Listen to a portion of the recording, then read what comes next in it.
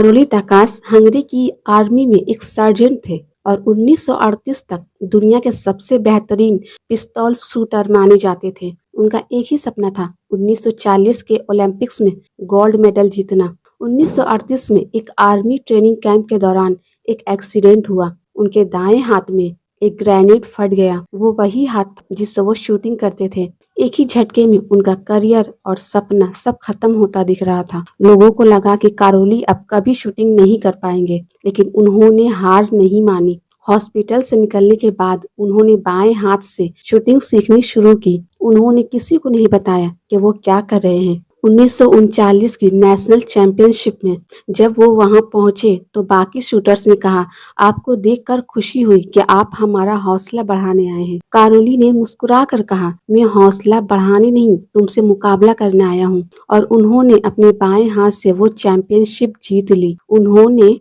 1948 London Olympics और 1952 Helsinki Olympics में लगातार 2 बार गोल्ड मेडल जीतकर इतिहास रच दिया। किस्मत ने उनका वो हाथ छीना था जिसने उन्हें पहचान दी थी, पर किस्मत उनका वो जिगर छीनना भूल गई जिससे वो इतिहास लिखने वाले थे। दुनिया उन्हें दर्द से कराहता हुआ देखना चाहती थी, पर वो बंद कमरे में अपने दुश्मन यानी तकदीर को हराने की तैयारी कर रहे थे। दुनिया के लिए वो उनका उल्टा हाथ था, पर कारोली के लिए वो उनका अकेला हाथ था जो उनके सपनों को हकीकत में बदल सकता था। जब लंदन की धरती पर उन्होंने गोल्ड जीता तो सिर्फ एक मेडल नहीं जीता था, उन्होंने हर उस इंसान को जवाब दिया था जो कहता है कि अब सब खत्म हो गया। जिंदगी अगर आपको घुटनों पर ले आए तो याद रखना वही सही वक्त है लंबी छलांग मारने का। शिकायत वो करते हैं जिन्हें बहाने चाहिए और रास्ता वो निकालते हैं जिन्हें जीत चाहिए। इंसान के पास बहाने बनाने के लिए हजारों वजह हो सकती है, लेकिन जीतने के लिए सिर्फ